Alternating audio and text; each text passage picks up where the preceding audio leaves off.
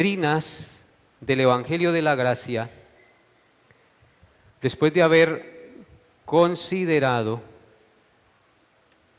el domingo pasado la doctrina de la depravación total o radical del hombre, hoy vamos a considerar la doctrina de la elección incondicional o la elección por gracia. ¿Cuál doctrina vamos a considerar? La elección incondicional o la elección por gracia. Esta enseñanza la desarrollaremos teniendo en cuenta los siguientes tres encabezados. En primer lugar, tendremos una definición de la doctrina de la elección incondicional o la elección por gracia, que es lo mismo. En segundo lugar, tendremos la base bíblica de la elección incondicional, de esta doctrina.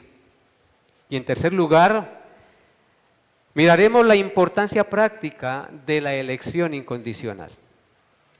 Entonces veamos nuestro primer punto. Definición de la doctrina de la elección incondicional.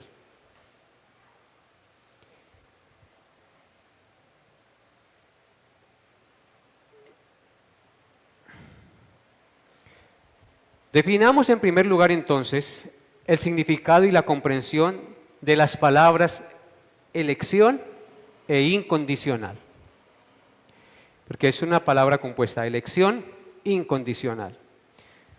Primero, entonces, para poderlo entender mejor, miraremos qué es una elección condicional, para poder entender qué es elección incondicional.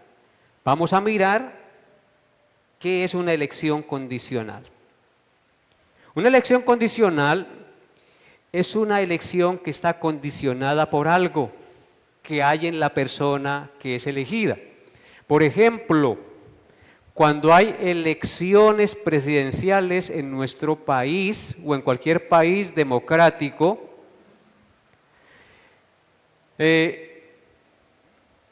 los ciudadanos eligen o escogen entre dos candidatos para que uno sea el presidente de su nación.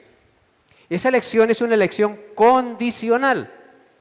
Uno elige el candidato de acuerdo a su preferencia, de acuerdo a sus propuestas, de acuerdo al partido y a sus ideologías que haya planteado el candidato. En consecuencia, y teniendo en cuenta esto, de que una elección condicional se basa en algo que hay en la persona a la cual elegimos, si uno analiza las cosas, todas las elecciones que hacemos los hombres en cualquier área de la vida, en esta tierra, sea la elección que sea, son elecciones condicionales o condicionadas. Ejemplo, si elegimos comernos un helado, elegimos el sabor que más nos guste. Si nos gusta el de chocolate, pues elegimos el de chocolate. Si nos gusta el de vainilla, elegimos el de vainilla o el de fresa, según el gusto o la preferencia. Si elegimos una comida en un restaurante, elegimos la comida que más nos guste. Si compramos una prenda, elegimos la prenda que más nos guste. Nuestras elecciones siempre son condicionadas. Por el contrario, amados hermanos, cuando hablamos de elección incondicional, esto indicaría que elegimos algo sin que nada interno o externo nos movió a hacerlo, lo cual es imposible, porque nosotros los humanos siempre elegimos algo según lo que nos convenga o según nuestro gusto. Pero en el caso de Dios es sorprendente. Él siempre elige de manera incondicional. Dios nunca basa su elección en lo que el hombre piensa, dice, hace o es. Dios nunca basa su elección, escúchenlo bien, en lo que el hombre piensa, dice, hace o es. No es que Dios ve algo bueno en el hombre, lo que lo induce a elegirlo para salvarlo, porque debido a nuestra condición pecaminosa, en nosotros no hay nada bueno que mueva a Dios a elegirnos para salvarnos, porque somos radicalmente depravados, inclinados a lo malo. No hay nada bueno que lo mueva a Él para decir yo voy a elegir a fulanito, a sutanito, porque veo que es una bella persona. No, amados hermanos, o porque tenga el potencial para ser una buena persona. Dios nunca elige así. Por esta razón, la doctrina bíblica de la elección incondicional enseña que debido a la depravación radical del hombre, el cual en razón de a su pecado heredado de Adán y Eva, nace muerto espiritualmente, separado de Dios, inclinado al mal, incapacitado para arrepentirse y volverse a Dios por sí mismo, incapaz de hacer algún bien u obra que agrade a Dios para redimirse, culpable, merecedor del castigo por su maldad. Debido a esta lamentable condición que les acabé de mencionar, la humanidad de Dios está en una situación muy terrible y muy perdida. Dios entonces, en su gracia soberana, libre y voluntariamente, ha decidido elegir para salvación de entre esa masa de pecadores perdidos un grupo determinado de hombres, mujeres y niños de toda nación, pueblo, tribu y lengua para conformar un pueblo a la imagen del Señor Jesucristo sin que este pueblo lo merezca. Eso es elección incondicional. En otras palabras, la depravación total del hombre hizo que el género humano, libre y voluntariamente, quedara destituido de la gloria de Dios, sin esperanza y sin Dios en el mundo, muerto en sus delitos y pecados, bajo la ira y la condenación de Dios. Y de no ser por la gracia y la misericordia de Dios, al cual le plació elegir incondicionalmente a unos para que creyeran en Cristo y fueran salvos, nadie sería salvo. Porque nadie en su condición caída y pecaminosa busca a Dios ni hace lo bueno, tal como dice Romanos 3, 10 al 12, quiero que lo busquen. Romanos 3, 10 al 12 dice, como está escrito, no hay justo ni aún uno, no hay quien entienda, no hay quien busque a Dios, todos se desviaron, a una se hicieron inútiles, no hay quien haga lo bueno, no hay ni siquiera uno. Qué declaración esta tan tremenda acerca de nuestra condición caída delante del Señor, acerca de nuestra depravación radical. Cuando hablo de depravación radical, quiero decir que el hombre nace de su raíz contaminado por el pecado. Es decir, nace siendo un mal árbol, y un mal árbol no puede producir buenos frutos, porque no puede el mal árbol dar buenos frutos, ni el buen árbol dar malos frutos. Dios es el buen árbol, y de él solo sale el buen fruto. Hasta que nuestra naturaleza de árbol no sea cambiada, no produciremos buenos frutos. Y eso solamente se puede lograr con el poder sobrenatural y misericordioso de Dios en nuestra vida. Noten lo que dice el verso 10 de Romanos 3. Como está, ¿qué? Escrito. Y lo que está escrito es lo que ha dicho Dios, la palabra inerrante del Señor. Como está escrito. ¿Qué es lo que está escrito? No hay justo ni aún uno. de los nacidos de Adán y de Eva, no hay ninguno justo. Y si no hay ninguno justo, se indica que todos somos ¿qué? Injustos, pecadores, merecedores del juicio y del castigo eterno. No hay justo ni aún uno, dice la Escritura claramente.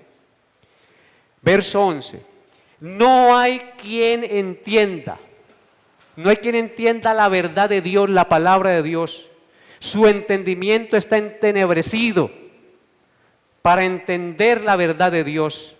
El hombre natural no percibe las cosas del Espíritu de Dios porque para él son locura y no las puede entender. No hay quien entienda de los nacidos de Adán. Solo hubo uno bueno en esta tierra, que no nació de hombre, sino nació engendrado por el Espíritu Santo, y ese fue nuestro Señor Jesucristo. Él es el que nos redime. Luego dice, no hay quien busque a Dios. Es que usted busca a Dios, busque a Dios. Usted no puede buscar a Dios, porque su inclinación es a buscar lo malo. Si usted busca a Dios, lo busca de una manera incorrecta. No hay quien busque a Dios, nadie puede buscar a Dios, a menos que Dios lo busque y lo traiga a él. Y luego dice, para rematar en el verso 12, todos, ¿cuántos? Todos, desde los nacidos del primer hombre hasta el último, de los nacidos de Adán, todos se desviaron, es decir, se apartaron del camino que Dios les había trazado. ¿Y esa desviación cómo los hizo? ¿Se hicieron qué? Inútiles. Contesten, que luego no están leyendo la Biblia, no les dé pena. Se hicieron inútiles. No servimos en el área espiritual. Estamos separados, muertos. Y por eso termina diciendo, no hay quien haga lo bueno, porque somos radicalmente ¿qué? Contaminados por el pecado. Toda buena obra que los hombres hacen, entre comillas, un bien relativo que se llama, está contaminada por el pecado. No es hecha en fe verdadera, no es hecha para la gloria de Dios, ni de acuerdo a la palabra de Dios.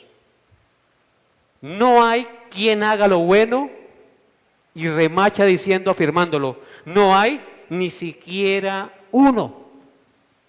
¿Eso cómo se llama? Depravación radical, depravación total.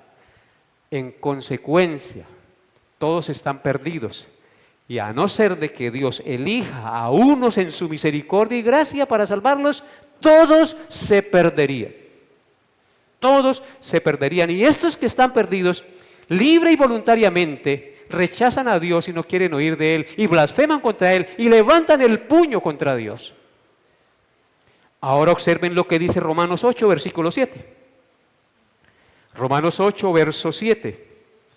Dice, por cuanto los designios de la carne son enemistad contra Dios, porque no se sujetan a la ley de Dios ni tampoco pueden.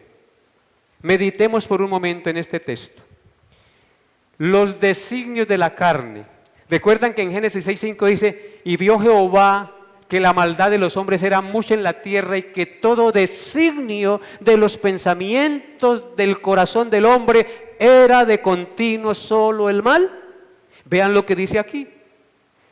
Por cuanto los designios de la carne, es decir, sus pensamientos, todo lo que hace el hombre, los designios de la carne, todo lo que decide el hombre, está en enemistad con Dios, porque todo está contaminado por el pecado. ¿Por qué razón? Porque no se sujetan a la ley de Dios, ni tampoco pueden. O sea que el hombre no puede por sí mismo sujetarse a la ley de Dios, a no ser que Dios mismo lo sujete. No puede sujetarse a la ley de Dios, ni tampoco puede. Y no quiere. Y Juan 5:40. Juan 5:40, rápidamente. Dice Juan 5:40, y no queréis venir a mí para que tengáis vida. ¿Leyeron conmigo eso? Son palabras de Cristo. Cristo dice a los fariseos religiosos que se ufanaban de ser conocedores de la verdad, les dice que ellos no quieren venir a mí. Dice, no queréis venir a mí para que tengáis vida. O sea que ellos están sin vida.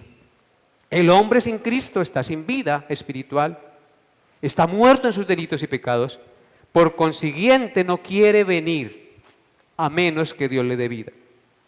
No quiere venir a Cristo. Los hombres no quieren venir a Cristo. No quieren venir a la luz para que sus obras sean manifiestas. Y por eso rechazan y odian el Evangelio. Pero el que es de Dios, cuando Dios lo toca, a él le comienza a picar el bichito del Espíritu Santo y comienza su entendimiento a ser abierto y a entender su pecado, su maldad y su necesidad de un Salvador. Vaya conmigo a Efesios 2.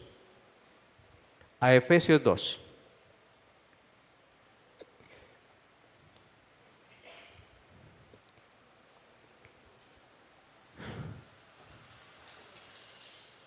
Versículos 1 al 3 dice, yo sé que ustedes conocen este versículo, este pasaje, pero es necesario leerlo porque cada vez que yo lo leo sigo alimentándome y entendiéndome más esta doctrina y convenciéndome más. Efesios 2, del 1 al 3 dice, y Él os dio vida a vosotros cuando estabais muertos en vuestros delitos y pecados, en los cuales anduvisteis en otro tiempo, siguiendo la corriente de este mundo, conforme al príncipe de la potestad del aire, el espíritu que ahora opera en los hijos de desobediencia, entre los cuales también todos nosotros vivimos en otro tiempo, en los deseos de nuestra carne, haciendo la voluntad de la carne y de los pensamientos, y éramos por naturaleza hijos de ira, lo mismo que los demás. Paremos un momento ahí. El verso 1 dice que estábamos muertos en delitos y pecados. Hay grupos cristianos que creen que en el libre albedrío del hombre, que creen que son libres para tomar decisión por Cristo. Y predican a menudo sobre el pecado como si fuera una enfermedad.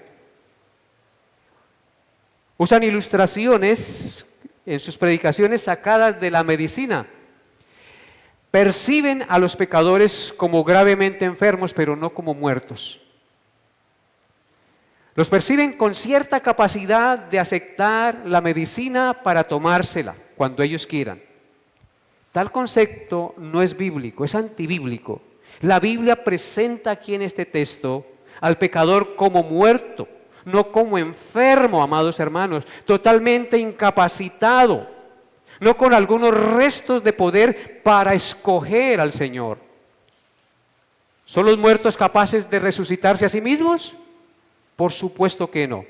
La muerte implica la incapacidad total, amados hermanos, pero el orgullo humano no tolera la noticia de esta incapacidad y siempre quiere abrogarle al hombre algo de capacidad en su voluntad.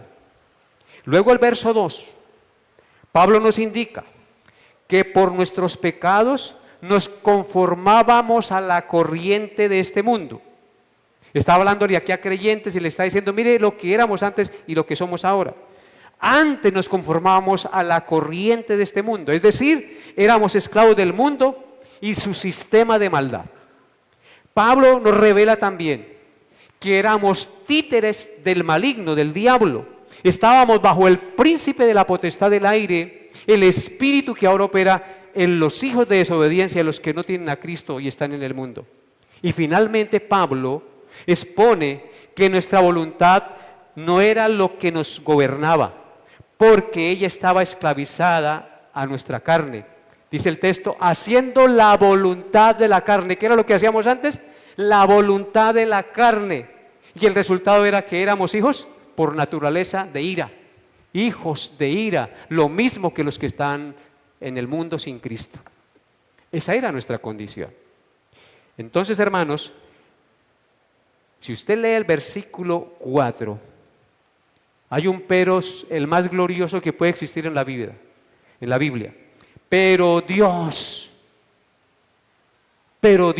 aunque estamos en esa lamentable condición de muertos, esclavos del diablo, esclavos del mundo, esclavos de nuestras pasiones, Dios, que es rico en misericordia, por su gran amor con que nos amó, aun estando nosotros muertos, vuelve a repetir la frase, en pecados, nos dio vida juntamente con Cristo, por gracia sois salvos. Entonces, ¿cómo es que venimos a ser salvos, mis amados hermanos?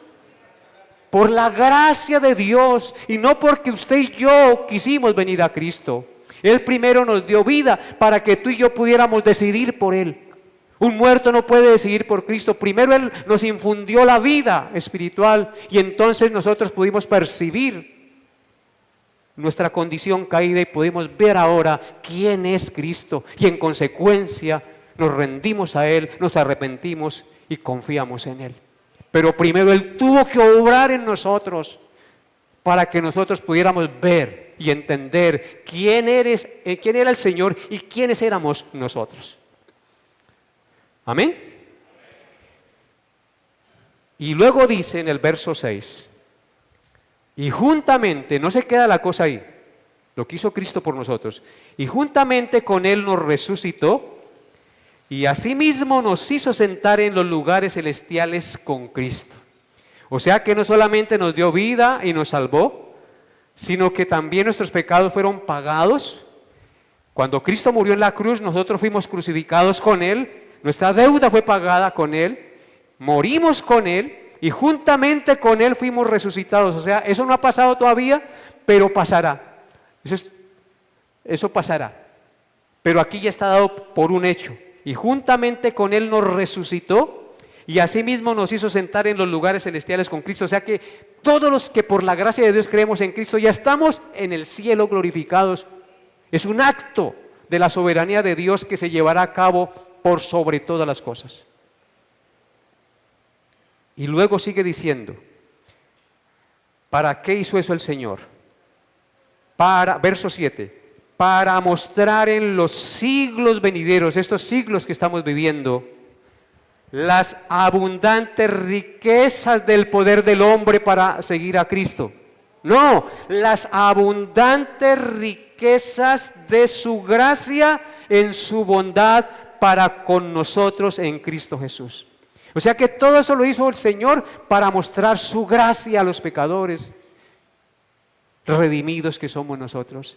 Y por eso es que nosotros venimos a adorarle, a exaltarle, a glorificarle, porque Él hizo una obra que nosotros no merecíamos recibirla y nos dio vida para estar con Él, siendo merecedores del castigo eterno, para mostrar en los siglos venideros las abundantes, no son pocas, sino abundantes riquezas de su gracia en su bondad para con nosotros. Y esas bondades las mostró ¿en quién? En Cristo Jesús. Y dice el verso 8, porque por gracia, no por obras, sois salvos, no por obras. Por gracia sois salvos. Un acto soberano de Dios que decidió hacerlo por medio de la fe. Nos dio la fe para que creyéramos. Y dice, esto no de vosotros, es decir, la gracia, la salvación, la gracia y la fe, no de vosotros, pues es don de Dios. Verso 9, no por obras, para que nadie se gloríe. Así que la elección soberana se da por eso, porque nosotros no podíamos. Entonces Dios en su gracia soberana, de entre toda esa masa caída y perdida, en su bondad decide elegir a unos y dejar a otros, pasarlos por alto. Ah, pastor, ¿que eso es injusticia? ¿Por qué injusticia? Luego Dios, ¿Está siendo injusto con los que están allá pecando y que no lo quieren recibir y que hacen la maldad? Ellos siguen en su justicia, en su iniquidad. Dios lo que hace es tener misericordia de unos y salvarles, redimirles en la sangre de Cristo. Los que están allá ni los que están acá merecían ser salvos. Es un acto de la gracia y la bondad de Dios. Si a Dios le hubiera placido no salvar a nadie y dejarlos todos allá en condenación, no haría injusticia. Así que los que se salvan reciben gracia y los que se pierden reciben la justicia de Dios, la ira de Dios por sus pecados, no porque Dios sea injusto. Que no lo pueda entender bien, ese es Dios. Y eso es lo que dice la Escritura. Dios no hace injusticia. Le plació en su voluntad soberana. Por eso es que nosotros, en lugar de cuestionar a Dios y sus designios, debemos es dar gracias de que Él haya tenido misericordia de nosotros y nos haya salvado sin merecerlo.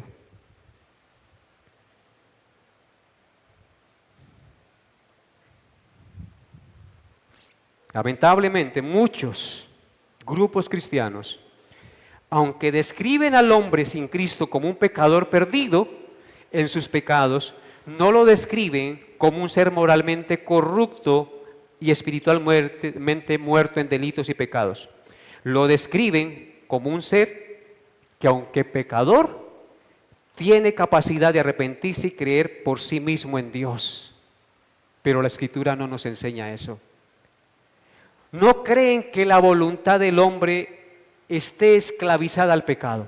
Leímos en Efesios que estábamos esclavizados al pecado, a la carne y a Satanás. Creen que el hombre tiene libre albedrío para decidir por Dios, pero realmente eso no enseña la Biblia. Y esto nos lleva a nuestro segundo punto, la base bíblica de la elección incondicional. Deuteronomio 7, 6 al 8. Deuteronomio 7, 6 al 8. Dice la Escritura en Deuteronomio 7, 6 al 8. Porque tú eres pueblo santo para Jehová tu Dios. Jehová tu Dios te ha escogido para hacerle un pueblo especial, más que todos los pueblos que están sobre la tierra. No por ser vosotros más que todos los pueblos os ha querido Jehová y os ha escogido, pues vosotros erais el más insignificante de todos los pueblos, sino por cuanto Jehová os amó y quiso guardar el juramento que juró a vuestros padres, os ha sacado Jehová con mano poderosa y os ha rescatado de servidumbre de mano de Faraón, rey de Egipto. Amén. Amados hermanos, Dios no escogió a Israel porque fuera un pueblo adelantado, sabio, y fuera un pueblo temeroso de Dios. Dios tuvo misericordia de Israel. No escogió a Israel porque tuviera algún mérito o porque fuera más que los otros pueblos de la tierra. De hecho, dice el texto que era el pueblo más insignificante y más atrasado en comparación con los otros pueblos, con Egipto, con Asiria, con todos los otros imperios que estaban muy adelantados en ciencia y todo eso.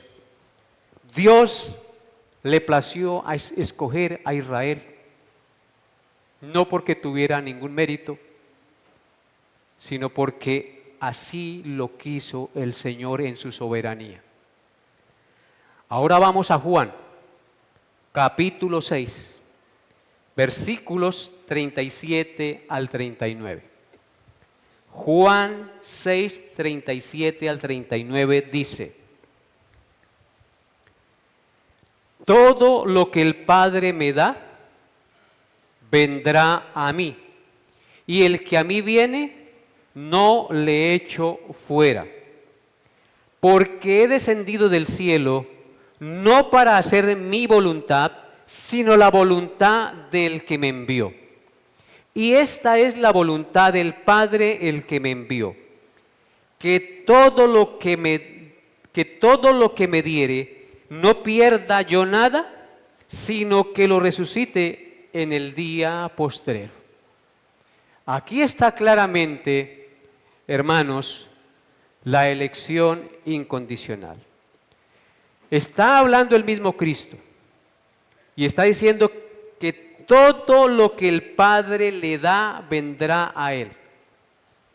O sea que una persona cuando viene a Cristo es porque vino por su propia cuenta. No, vino porque el Padre en su soberanía y en su gracia bondadosa lo trajo al Señor Jesús. Todo lo que el Padre me da vendrá a mí. Y Cristo garantiza que el que a mí viene no le echa fuera.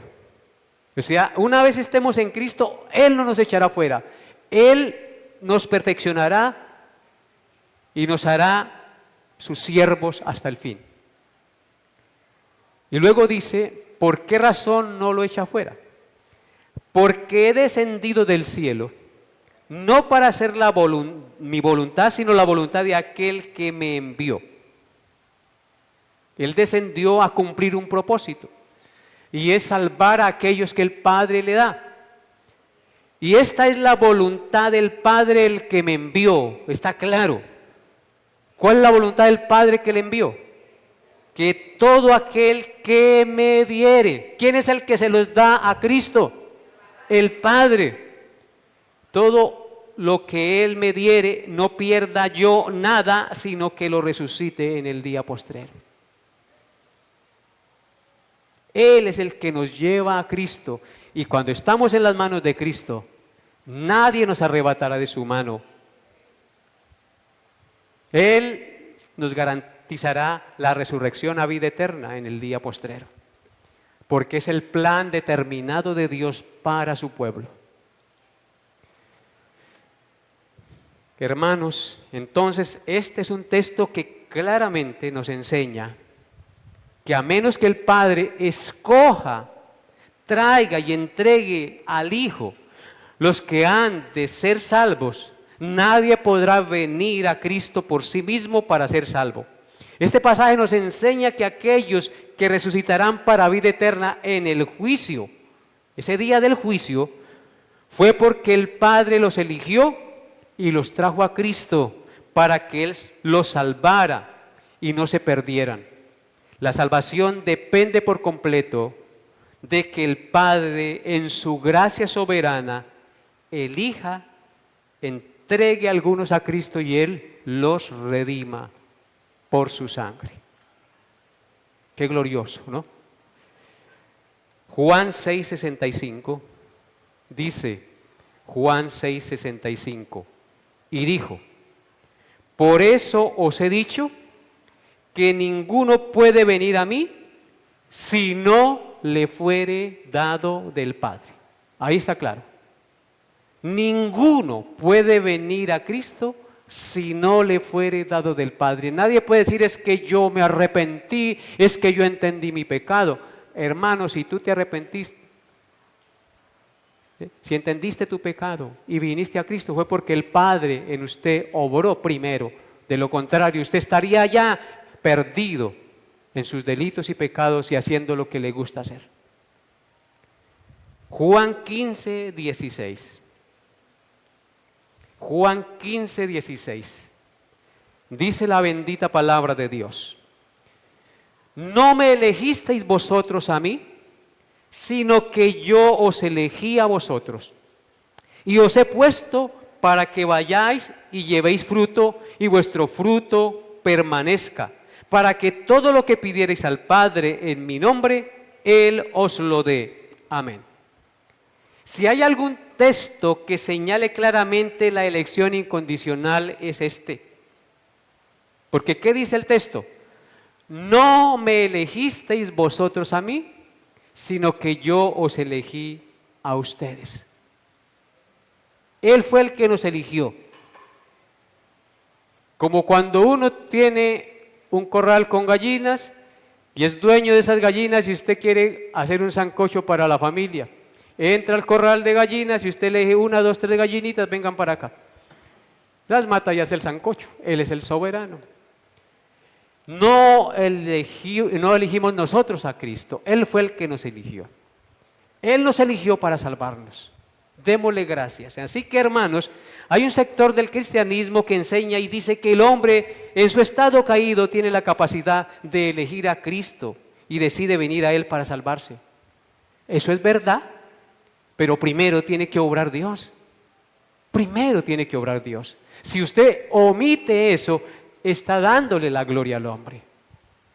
Primero tenemos que explicar el Evangelio como es, para que el hombre no tenga nada de qué gloriarse.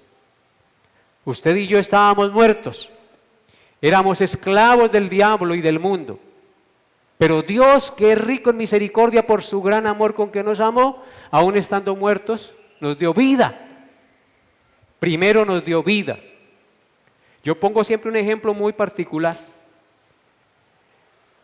Hermano Juan Carlos, apague la luz ahí, por favor.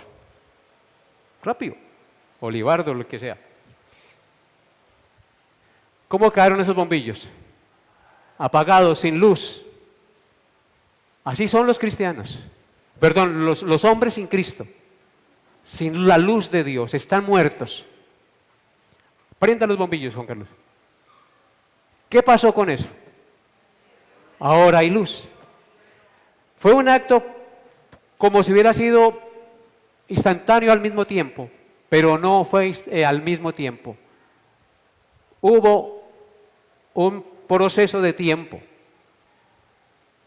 un desarrollo cronológico. Primero Dios tiene que oprimir el interruptor para que haya luz en nuestra vida. Si Dios no obra, usted y yo no entendemos la palabra de Dios ni nuestro pecado. Primero Dios tiene que obrar. Parece que sucediera al mismo tiempo, pero no es así. Hay un tiempo de desarrollo cronológico. Primero Dios obra. Por lo tanto, la gloria, la honra y la alabanza le pertenecen a Dios. Y con ese ejemplo, entonces, es lo que nosotros podemos entender esto de Juan 6:65. Y dijo, por eso os he dicho que ninguno puede venir a mí si no le fuere dado del Padre. Vamos ahora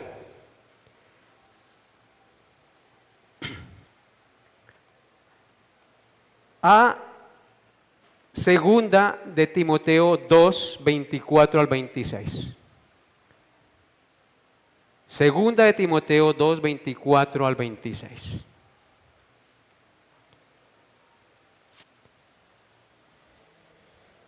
No me elegisteis vosotros a mí, no vamos a leer todavía, pero quiero hacer un pequeño comentario del texto pasado. No me elegisteis vosotros a mí, sino que yo os elegí a vosotros. O sea, es Dios el que nos elige y no nosotros a Él. Es cierto que aparentemente pareciera que el pecador es el que elige a Cristo, pero para que el pecador pueda elegir a Cristo y venir a Él, primero tiene que haber una acción soberana y sobrenatural de Dios en nuestra vida. Si eso no sucede, el pecador no vendrá al Señor. El Padre lo elige, lo regenera en su corazón, le da convicción de pecado, le da arrepentimiento y le da fe para venir a Cristo, al único que puede salvarlo. Y por eso es que vamos a leer 2 Timoteo 2, 24 al 26. Vea lo que dice. Porque hablando del pastor, de los siervos que sirven, porque el siervo del Señor no debe ser contencioso, sino amable para con todos, apto para enseñar, sufrido, que con mansedumbre corrija a los que se oponen, o los que no creen en el Evangelio, por si quizá Dios les conceda que se arrepientan para conocer la verdad y escapen del lazo del diablo en que están cautivos a voluntad de él. Noten, hermanos, que el arrepentimiento, ¿quién es el que lo da? Dios. Dice, por si quizás Dios les conceda que se arrepientan y escapen del lazo del diablo en que están esclavos a voluntad de él. El hombre no es libre, o el hombre es siervo de Dios o es esclavo del diablo y de su pecado. No es libre, no tiene libre albedrío, libre, neutral, por así decirlo. ¿Qué es libre albedrío neutral? Que yo ni soy del diablo ni soy de Dios, y que yo estoy aquí en la mitad y soy yo el que decido si sigo al diablo o si sigo a Dios. No, eso no enseña la Biblia. La Biblia me enseña que yo estoy esclavo del diablo. Por lo tanto, yo no puedo decidir por Dios porque soy esclavo del diablo. De la única manera que podré decidir por Dios es cuando Dios, en su gracia y su misericordia, con su poder sobrenatural, me libra de la esclavitud del diablo. Y entonces yo puedo tomar la decisión, quedo como aquí y para pasarme acá. Y paso a ser hijo de Dios. No tenemos libre albedrío, hermanos, realmente. Nuestro libre albedrío está esclavizado a nuestras pasiones. No podemos venir a Dios.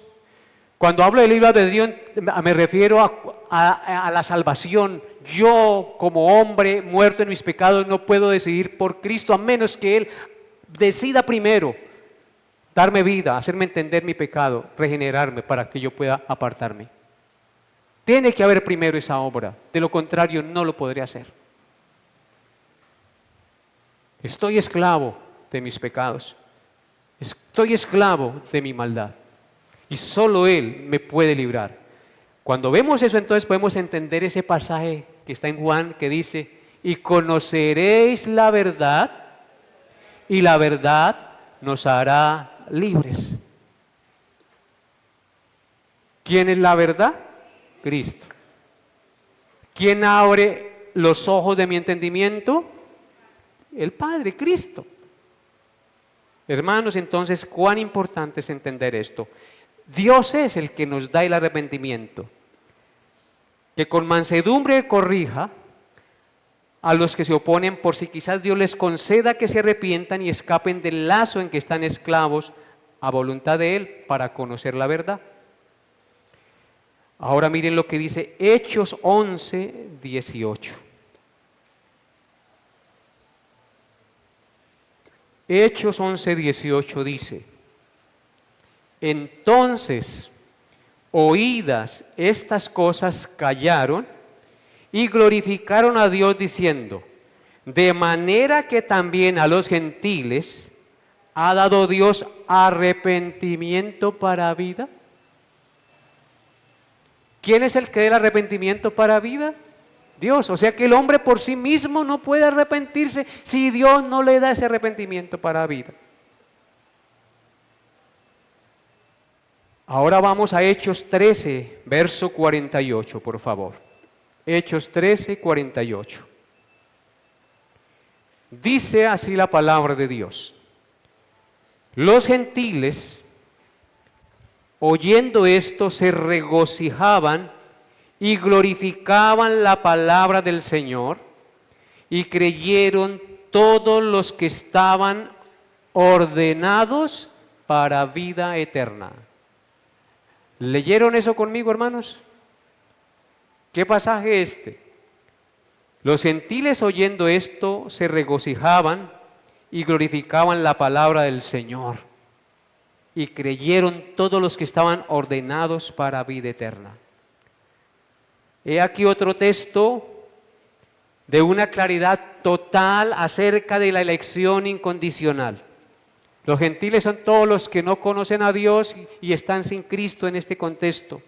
Lucas cuenta ahí en este pasaje las conversiones ocurridas en Antioquía, donde Pablo y Bernabé habían predicado el Evangelio de la gracia.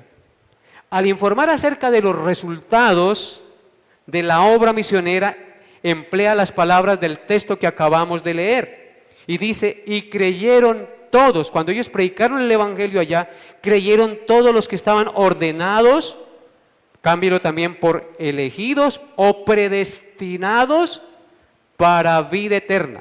Solamente ellos creerán para salvación y nadie más podrá creer. Segunda de Tesalonicenses 2, verso 13. Segunda de Tesalonicenses 2, verso 13 dice: pero nosotros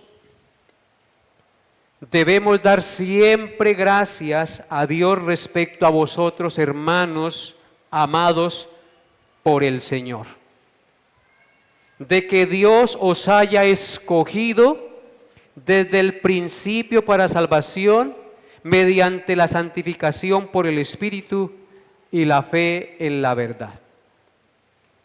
Hermanos, Pablo en los versos anteriores a este texto que acabamos de leer, viene hablando del anticristo, el cual con señales y prodigios, mentirosos y engañosos, hará que la gente crea y se pierda, por cuanto no recibieron, dice el texto, el amor de la verdad para ser salvos.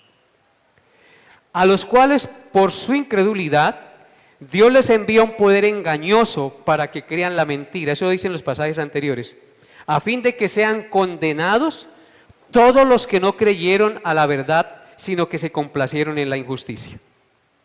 Después de estas palabras que Pablo le dice a los tesalonicenses, dice: a diferencia de estos que se condenarán, ellos no se condenarán porque Dios los ha elegido desde el principio para salvación. En consecuencia, debemos dar gracias. Ellos no se condenarán porque Dios los ha elegido para que se condenaran. Ellos ya estaban condenados porque eso era lo que hacían. Creían en las cosas perversas. Pero a diferencia de nosotros, dice, debemos dar siempre gracias a Dios por ese inmerecido regalo de la salvación. Así que debemos dar gracias a Dios que Él nos haya elegido desde el principio para salvación. No fuimos nosotros los que elegimos a Dios para ser salvos. El que nos eligió fue el Señor desde el principio. Si dependiera de nosotros, amados hermanos, elegir al Señor, nadie sería salvo. Ningún hombre sería salvo. La salvación es del Señor. Así que en lugar de cuestionar a Dios, ¿por qué a mí sí y a otros no? ¿Qué debemos hacer? Dar gracias de que Él nos haya elegido, que no haya tenido en cuenta nuestros pecados y nos haya perdonado y nos haya tomado del mundo y nos haya rescatado y nos haya puesto en luz. Demos gracias a Dios en lugar de cuestionar su soberanía.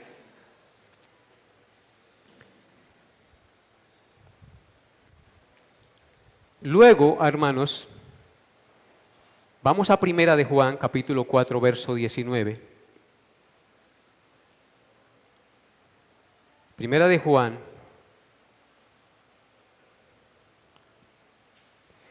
cuatro 19 dice: nosotros le amamos a Él, ¿por qué razón? Porque Él nos amó primero. Todo proviene de Dios, todo lo bueno. Lo único que no proviene de Dios es el pecado, ni la injusticia. Observen lo que dice Efesios 1,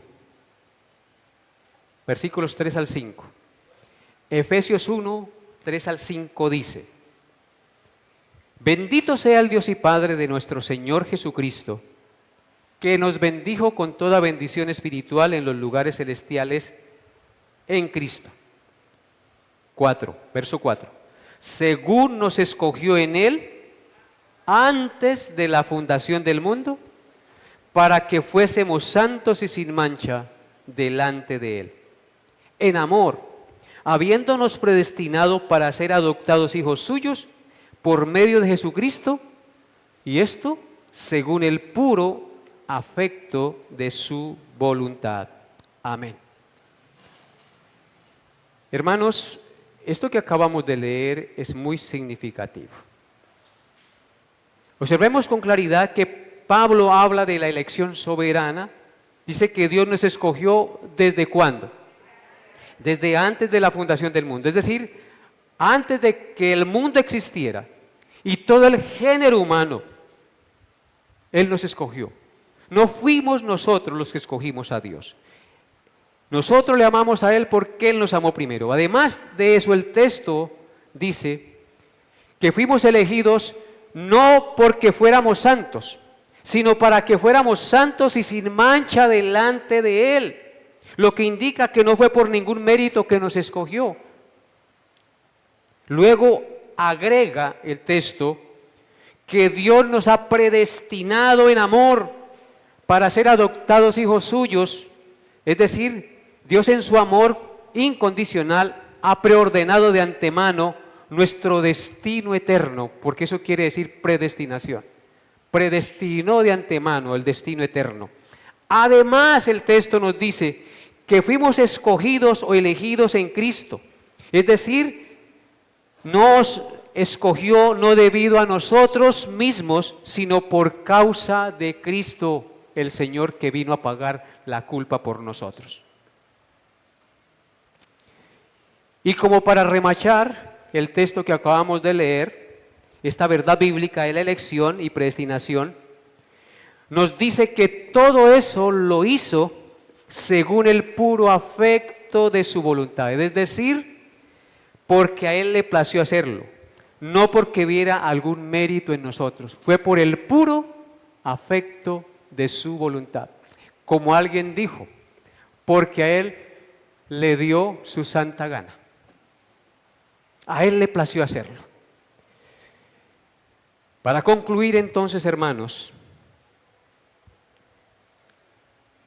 la doctrina de la elección incondicional es una doctrina bíblica que afirma que Dios ha elegido y predestinado en su soberanía desde antes de la fundación del mundo a un grupo determinado de personas para salvación eterna, sin basarse en ningún mérito o condición humana como la fe o las buenas obras o el arrepentimiento, sino solo por el puro afecto de su voluntad. No fue que Dios vio, como tiene el conocimiento de todo, vio en el futuro que fulanito y sutanito iba a creer y a arrepentirse y entonces lo predestinó para que fuera salvo. No, no fue por eso. Dios lo salvó porque Él no podía salvarse y quiso salvarlo por su soberana voluntad.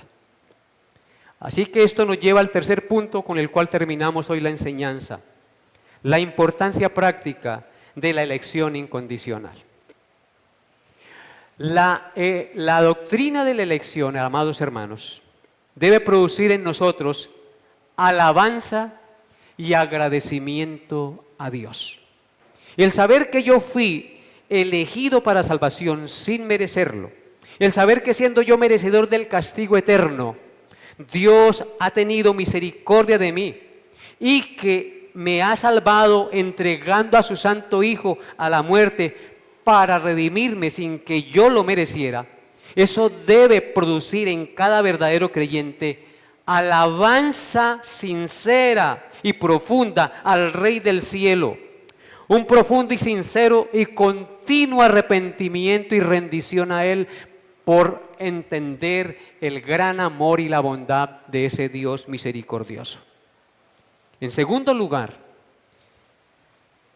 la doctrina de la elección incondicional nos asegura la salvación, nos da seguridad de salvación. Los creyentes podemos tener la seguridad de nuestra salvación, ya que ésta no depende de nuestras buenas obras, sino de la elección soberana de Dios. Si nuestra salvación dependiera de nuestras buenas obras, nunca seríamos salvos. Esa elección incondicional producirá en nosotros buenas obras, con las cuales alabaremos y glorificaremos a nuestro Dios. Pero nunca estas buenas obras dependerán para que nosotros nos salvemos. La salvación depende de Él, y todo aquel que a Él viene, entregado por el Padre, no se perderá, Él no le echará fuera. Así que esta doctrina nos da seguridad de salvación, y eso es otro motivo para alabar y agradecer a Dios. En tercer lugar, la doctrina de la elección incondicional nos moverá a la evangelización, contrario a lo que muchos dicen. Que como yo ya soy elegido, entonces me quedo durmiendo en la hamaca y no hago nada. No, eso es falso. Eso no enseña la doctrina de la elección incondicional. La doctrina de la elección incondicional nos moverá a la evangelización, nos impulsará a compartir el mensaje del Evangelio con otros. ¿Saben por qué? Porque confiamos en que Dios obrará en la vida de aquellos que Dios ha elegido. Es decir, el que cree en esta doctrina predicará el Evangelio plenamente seguro que no está perdiendo el tiempo. Porque en los que se salvan, Dios es glorificado. Y los que se salvan es porque Dios determinó que para que se salvaran, escucharan el Evangelio y nos comisionó a nosotros para hacerlo. Así que cuando predicamos el Evangelio no perdemos el tiempo, porque los que creen, pues tengamos la seguridad de que oirán y se salvarán. Y los que no creen, en ellos brilla la justicia de Dios, porque se condenarán por su pecado. Así que la doctrina de la elección incondicional nos moverá a la evangelización, porque no estamos confiados en nuestra parla, estamos confiados en el Evangelio, que es el que abre los ojos del entendimiento cuando se predica. ¿Y a quiénes abre los ojos del entendimiento cuando se predica? A aquellos que Dios en su gracia ha determinado que se salven, pero que de alguna manera tienen que escuchar el mensaje. Y por último, hermanos, la doctrina de la evangelización, de la elección incondicional es una bendición porque aplasta nuestro orgullo humano. Porque si hay alguien en este mundo que es orgulloso, es el ser humano. Aplasta el orgullo humano y nos hace humildes, porque entendemos, amados hermanos, que no es de nosotros el venir a Dios. Entendemos cuán miserables éramos y que lo que somos hoy lo somos por la gracia de Dios, así que no tenemos nada de qué gloriarnos. Por eso esta doctrina es tan gloriosa, porque siempre aplasta nuestro orgullo. Predicarla y enseñarla hace que nosotros no nos envanezcamos ni nos hinchemos de orgullo. Así que, hermanos, espero Dios haya hablado a sus corazones. Yo sé que tal vez en muchos queden dudas, pero esto es poco a poco que se va digiriendo y se va entendiendo, y solo el Espíritu Santo puede aclarar nuestro entendimiento. Y si hay alguna pregunta, pues ahí está el interno para despejar dudas. Vamos a colocarnos de pie y vamos a orar. Amado Dios, te agradecemos en esta hora de la mañana, porque los que hemos creído en ti y confiado en el sacrificio de tu Hijo para nuestra salvación, fue porque tú en tu gracia soberana, desde antes de la fundación del mundo, decidiste elegirnos para salvarnos. Y también predestinaste los medios para que esto sucediera. La predicación del Evangelio, el arrepentimiento y la fe en la verdad, que se producen cuando lo predicamos y lo enseñamos. Un día alguien nos enseñó, alguien nos predicó y nosotros creímos. Y hoy entendimos que si creemos o creímos en Cristo, fue porque tú produciste en mí y produciste en nosotros ese obrar, esa obra sobrenatural que nos dio vida, que quitó la venda de nuestros ojos y nos permitió entender nuestro pecado. Padre, yo te pido, mi Señor, que estas palabras que hoy se predicaron nos lleven a rendirnos a tus pies y a entender que solo tú eres digno, que solo tú eres santo. A entender que en ti no hay injusticia, que si alguien se pierde por su propia decisión y mala voluntad. Y que si alguien se salva, es porque tú en tu gracia quisiste sacarlo de ese lodo y traerlo hacia ti. Te pido hoy, Padre, que en tu bondad y misericordia toques el corazón de los que no te conocen.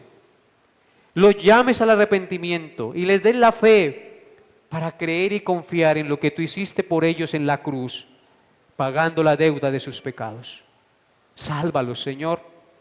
Sálvalos, Padre bendito.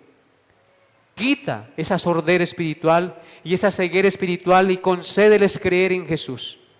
Y a los que ya te conocemos, Señor, concédenos seguir creyendo, creciendo, amándote y siendo más sensibles a tu voz cada día. Perdona nuestros pecados también y ayúdanos, Señor, a vivir en santidad cada día, porque tú nos escogiste para que fuésemos santos y sin mancha delante de ti. Gracias, mi Señor. Te alabo y te bendigo y coloco este día en tus manos y a cada uno de mis hermanos y amigos en esta mañana, en el trono de tu gracia, pidiendo tu bondad, tu gracia y tu misericordia, en el nombre de nuestro Señor Jesús. Amén y amén.